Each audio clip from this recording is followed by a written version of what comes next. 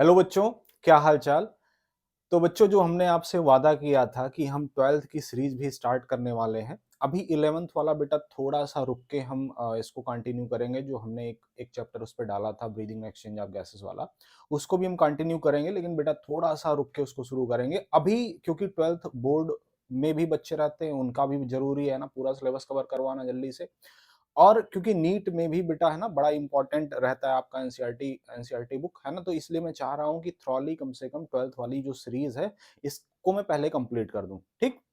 तो बच्चों, उसी सीरीज के अंदर आज मैं पहला चैप्टर उठाने वाला हूं। पहला चैप्टर वो मैं उठाने वाला हूं बेटा जिसके लिए सबसे ज्यादा बच्चे परेशान रहते हैं, जो समझ में नहीं आता। बच्चों को लगता है पता नहीं क्या यार, ऐसे कैसे लिख दिया एनसीईआरटी ने, पता नहीं इधर उधर एकदम हौच पौच करके रखा गया है इस बुक के अंदर, समझ में नहीं आता। बड़े परेशान रहते हैं, रटने की कोशिश करते हैं और एकदम बेकार हो जाता है, क्वेश्चन निकलते नहीं। बेटा मैं बात कर रहा हूं बायोटेक की, बायोटेक्नोलॉजी। इतना प्यारा चैप्टर है बेटा, अगर आप साथ में मेरे कंटिन्यू लेक्चर को देखते रहे तो मैं ये गारंटी ले सकता हूं, एक क्वेश्चन आपके नीट के एग्जाम में जो आने वाला, एक सिंगल क्वेश्चन आपका गलत नहीं होगा। दूसरी चीज, आपको बेटा रटने की जरूरत नहीं पड़ेगी। यही लेक्चर के दौरान सारी चीजें आपको याद होती जाएंगी, आपके दिमाग में एज इट इज सेट होती जाएंगी। इस चीज की मैं गारंटी ले सकता हूं। ठीक है। तो बिना समय गंवाए हुए बेटा हम चैप्टर की शुरुआत करते हैं। बायोटेक्नोलॉजी। बायोटेक्नोलॉजी बेटा जो यूनिट है बेटा, इसके अंदर दो चैप्टर आपको पढ़ने हैं। पहला जो चैप्टर होता है बायोटेक के अंदर, जिसका नाम है principle and processes. Biotechnology principle and processes. Principle and processes. दूसरा बेटा जो इसी के अंदर चैप्टर है, उस चैप्टर के अंदर हम इसके एप्लीकेशन को देखने वाले हैं। फर्स्ट चैप्टर के अंदर बेटा बायोटेक्नोलॉजी प्रिंसिपल हम समझेंगे, उसके प्रोसेसेस कैसे कैसे होते हैं, टूल्स कौन कौन से जरूरी हैं बायोटेक्नोलॉजी को करने के लिए, इस टेक्निक के अंदर कौन कौन से टूल चाहिए होंगे, थ्योरीज उनकी कौन कौन सी हैं, इस सारी चीजों को देखेंगे। और उनके बाद में बेटा जब आपने इन टेक्नोलॉजी का इस्तेमाल कर लिया, तो इस्तेमाल करके आप करने क्या वाले, उनका एप्लीकेशन क्या है। तो दो सेकंड चैप्टर है बेटा बायोटेक्नोलॉजी के अंदर, एप्लीकेशन वाला हम देखने वाले हैं, बायोटेक्नोलॉजी एंड इट्स एप्लीकेशन।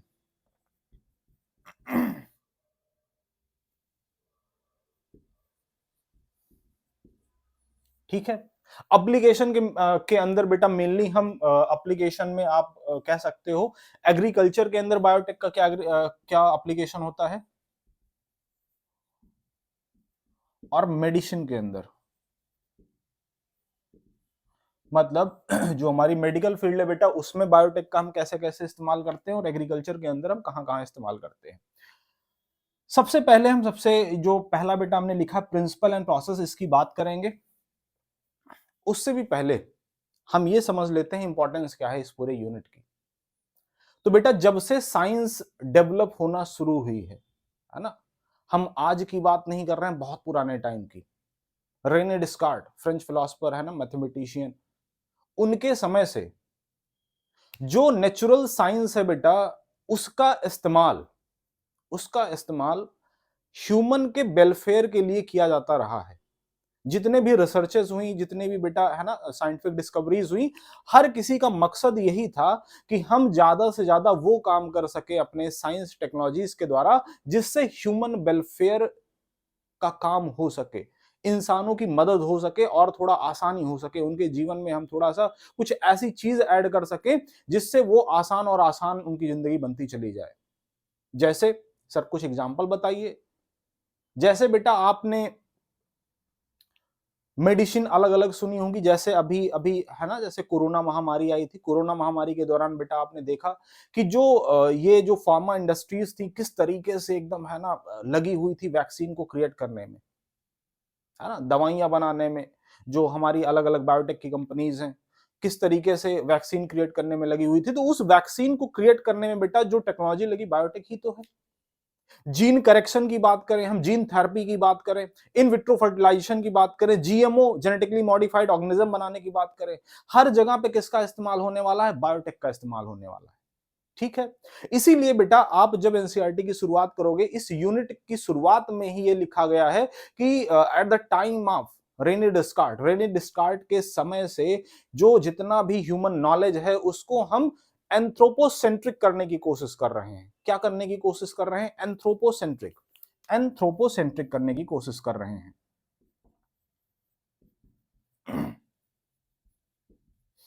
अब इस टर्म का मतलब समझते हैं बेटा। एंथ्रोपोसेंट्रिक का मतलब ह्यूमन सेंट्रलाइज्ड, है ना, कोई ऐसी चीज जिसका मेन सेंट्रल क्या है बेटा,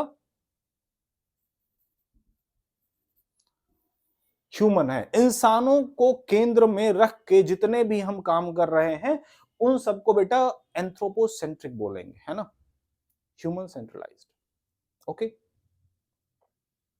अब सुनो, चाहे वो मेडिसिन बनाना हो, चाहे अलग अलग प्रोडक्ट्स फॉर्म करने हो, चाहे मतलब है ना जीन करेक्शन की बात करें, जिस भी मतलब है ना, जैसे जैसे एग्रीकल्चर की बात करते हैं, अलग अलग बेटा हम प्लांट्स क्रिएट करते हैं, है ना। ऐसे प्लांट्स का क्रिएशन हम इसके अंदर बात करेंगे एप्लीकेशन वाले चैप्टर के अंदर, कि बिना पेस्टिसाइड, बिना इंसेक्टिसाइड, बिना वीडिसाइड के हम कैसे प्लांट को बढ़िया सा करवा सकते हैं, उसकी बढ़िया सी ग्रोथ करवा सकते हैं, उसको कोई डिजीज ना लगने पाए बेटा, जो न्यूट्रिएंट हमारे बॉडी के लिए रिक्वायर्ड है वो न्यूट्रिएंट वो प्रोड्यूस कर पाए, उसके जीन में ऐसा मैनिपुलेशन करेंगे।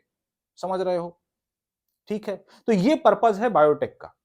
अब इसके अंदर बेटा जैसे ही आप चैप्टर शुरू करते हो, दो साइंटिस्ट के बारे में आपको बताया गया है। पहले हम उनके बारे में थोड़ी सी बात करेंगे, फिर आगे बढ़ेंगे। उनके बारे में क्या बेटा, उनकी डिस्कवरीज के बारे में, उन्होंने किस चीज पे काम किया था। तो दो साइंटिस्ट बेटा, हर्बर्ट बॉयर और स्टैनली कोहेन, दोनों के बारे में सुने जरा आप। सबसे पहले हम किसकी बात करने वाले हैं बेटा, हर्बर्ट बॉयर।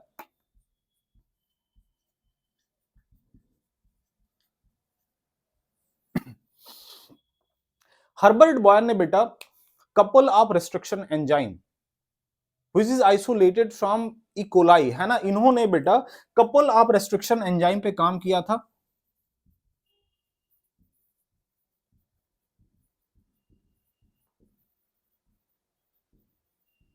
जो कि इन्होंने निकाला कहां से था भैया, ई कोलाई से निकाला था। कहां से बेटा, ई कोलाई से निकाला था। ठीक है, ई कोलाई, इस चर्चिया कोलाई से निकाला था।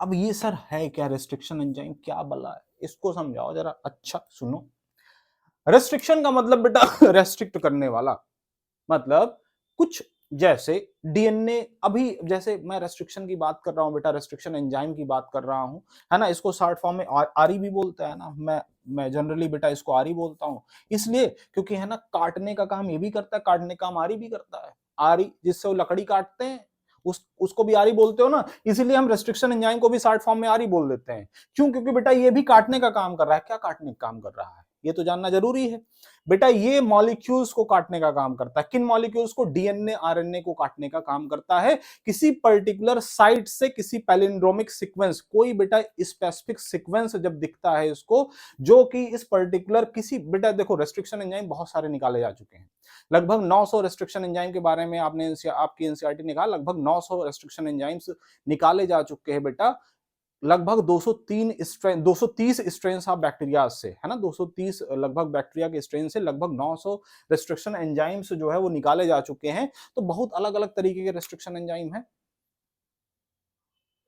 इनकी खासियत है, खासियत ये है बेटा, काटने का काम तो सभी करते हैं, लेकिन हर एक रेस्ट्रिक्शन एंजाइम की अपनी पर्टिकुलर रिकॉग्निशन सीक्वेंस होती है। जब तक वो नहीं मिलेगा तब तक ये नहीं काटेंगे, और पर्टिकुलर साइट से काटते हैं। ये इंपॉर्टेंट फीचर है इनका। किसका? रेस्ट्रिक्शन एंजाइम का। तो इन्होंने देखा कि ये जो रेस्ट्रिक्शन एंजाइम है बेटा, जो कि ई कोलाई से निकाला जा रहा है, ये बड़ा बढ़िया काम करता है। बढ़िया काम क्या करता है बेटा, ये जो डीएनए के स्ट्रैंड्स हैं, they cut DNA strand at particular location. Particular location से बेटा ये डीएनए सेगमेंट को कट करने की कोशिश करते हैं। आप समझ रहे हो? ओके, अब मेरी बात सुनना ध्यान से, अब मेरी बात सुनना। हमें लग रहा है बेटा ये कट गया होगा ना, ठीक है, अच्छा ठीक, बात सुन लो हमारी, है ना। हम ये क्या कह रहे हैं भैया, ये रेस्ट्रिक्शन एंजाइम है, they cut DNA strand at particular location, particular location पे, पर्टिकुलर साइट पे, जब इनको पर्टिकुलर कोई रिकॉग्निशन साइट मिलती है ना, particular recognition eight there particular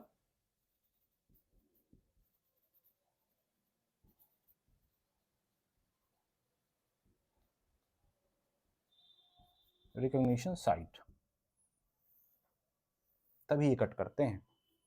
ठीक है, अच्छा, ये जो डिस्कवरी बेटा करी गई थी हर्बर्ट बॉयर के द्वारा, ये चर्चा चलते चलते जो है, क्योंकि इनके समय पे भी जो बेटा इन्होंने डिस्कवरी करी थी बड़ी बात थी, छोटी बात नहीं थी। ये चर्चा पहुंचते चलते चलते बेटा, चलते चलते कन्वर्सेशन ये पहुंचा जो है, जो एक है ना स्टैनफोर्ड साइंटिस्ट थे स्टैनले कोहेन, है ना, स्टैनले कोहेन के पास तक पहुंची। किसके पास तक? स्टैनले कोहेन के पास तक।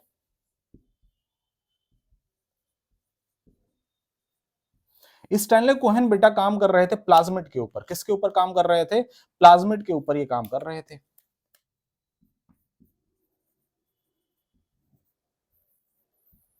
स्टैनले कोहेन ने बेटा प्लाज्मिड को निकाला बैक्टीरिया से, और उसके फायदे और कैसे हम प्लाज्मिड का इस्तेमाल करके हम बायोटेक के प्रोसेस को इजी कर सकते हैं, ये बताने की कोशिश करी। अब प्लाज्मिड होता क्या है पहले तो ये जान लो। प्लाज्मिड जानना बड़ा बड़ा जरूरी बेटा आपके लिए, है ना। प्लाज्मिड क्या होता है समझो जरा। जैसे आपने बेटा सेल बायो पढ़ी होगी, क्या पढ़ा होगा आपने? Cell bio. सेल बायो के अंदर आपको जब प्रोकैरियोट पढ़ाया गया होगा बेटा, तो प्रोकैरियोट के अंदर आपको नहीं पढ़ी होगी तो हम पढ़ाएंगे, ठीक है, टेंशन मत लेना, है ना, वो भी हम पढ़ाएंगे। तो बेटा बात यह है कि सेल बायो के अंदर जब प्रोकैरियोट पढ़ाया जाता है तो वहां पे एक टर्म प्लाज्मिड के बारे में बताया जाता है। प्लाज्मिड है क्या, पहले इसको समझ लो। प्लाज्मिड के बारे में बेटा हम क्या बात कर रहे हैं, देखो जरा। मान लो कोई बैक्टीरिया है बेटा, है ना, ये बैक्टीरिया है। बैक्टीरिया के अंदर जैसे हमारे अंदर अपना बेटा है ना क्रोमोसोमल डीएनए होता है, ऐसे बैक्टीरिया का अपना क्रोमोसोमल डीएनए होगा।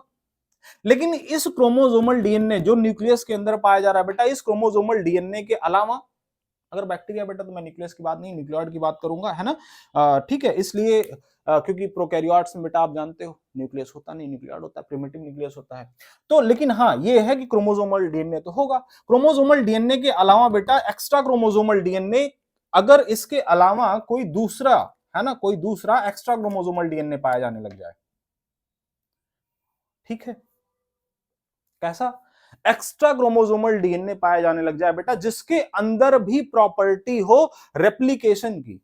जितने भी जेनेटिक मटेरियल है बेटा, चाहे वो हमारे बॉडी के जेनेटिक मटेरियल हो, चाहे दूसरे ऑर्गेनिज्म के अंदर जेनेटिक मटेरियल हो, हर जगह पे जो जेनेटिक मटेरियल है वो डीएनए, ज्यादातर में डीएनए होता है, कुछ में आरएनए होता है। प्रॉपर्टी इनकी ये होती है भैया, ये खुद की रेप्लिका फॉर्म कर सकते हैं, अपने जैसी कॉपी खुद की बना सकते हैं। अगर ये प्रॉपर्टी किसी में है तो ये बड़ी फायदे वाली बात है। तो ये देखा गया, साइंटिस्ट ने ये ऑब्जर्व किया कि ये जो प्लाज्मिड है बेटा, जो कि एक्स्ट्रा क्रोमोसोमल डीएनए है, ये जो प्लाज्मिड है जिसको हम कह रहे हैं प्लाज्मिड, जिसको आप कह रहे हो एक्स्ट्रा क्रोमोसोमल डीएनए,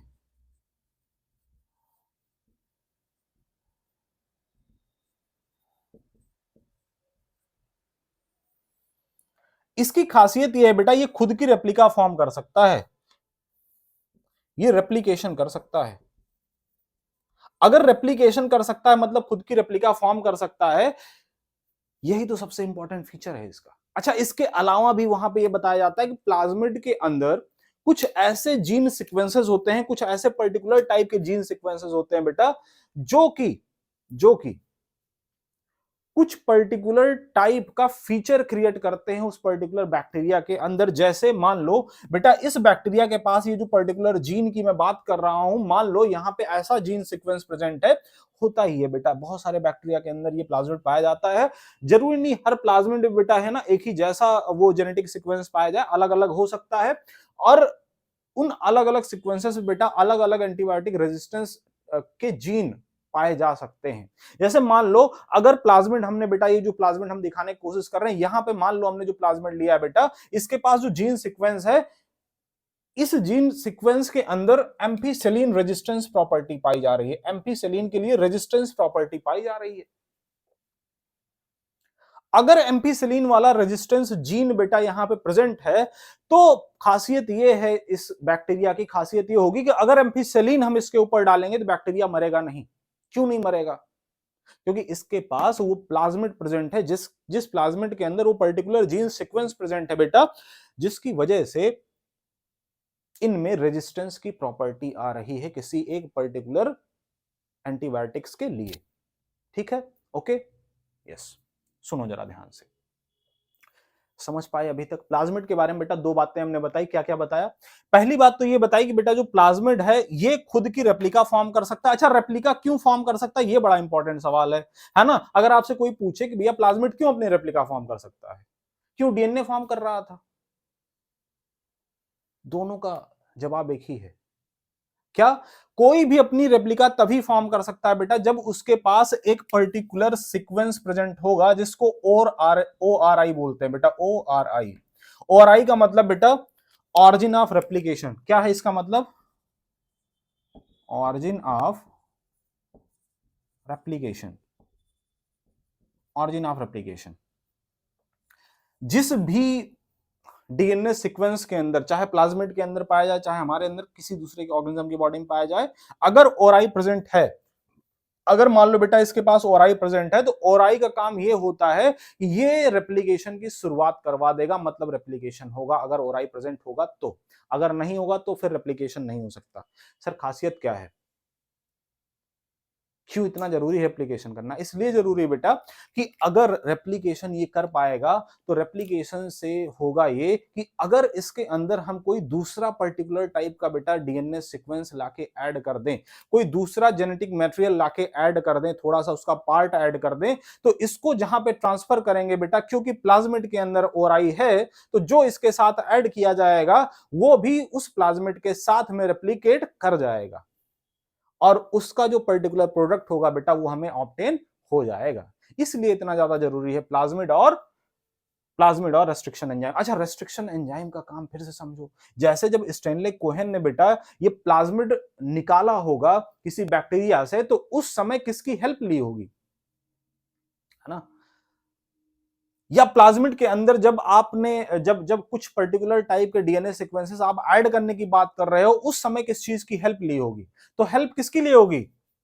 कहां गया, है ना? Restriction enzyme. रेस्ट्रिक्शन एंजाइम की हेल्प ली होगी। बबुआ किसकी हेल्प ली होगी? रेस्ट्रिक्शन एंजाइम की हेल्प ली होगी। रेस्ट्रिक्शन एंजाइम का काम फिर से बताओ। They cut the DNA sequence at the particular site, है ना, पर्टिकुलर रिकॉग्निशन साइट। ठीक है, ओके। तो इस तरीके से बेटा दो चीजें आज आपने सीखी, प्लाज्मिड के बारे में और रेस्ट्रिक्शन एंजाइम के बारे में। अभी हमने बेटा केवल दो चीजें बताई, अभी तो चैप्टर की शुरुआत सही से हुई भी नहीं है। नेक्स्ट टर्न पे बेटा हम चैप्टर को शुरू से शुरू करेंगे और इसके अंदर हम पहले आपको बायोटेक की डेफिनेशन के बारे में बात करेंगे, ट्रेडिशनल और मॉडर्न डेफिनेशन, ईएफबी के द्वारा जो डेफिनेशन दी गई है, जेनेटिक इंजीनियरिंग और बायोप्रोसेस इंजीनियरिंग के बारे में बात करेंगे। तो बेटा आज के लेक्चर को इतना ही रखते हैं। Thank you very much.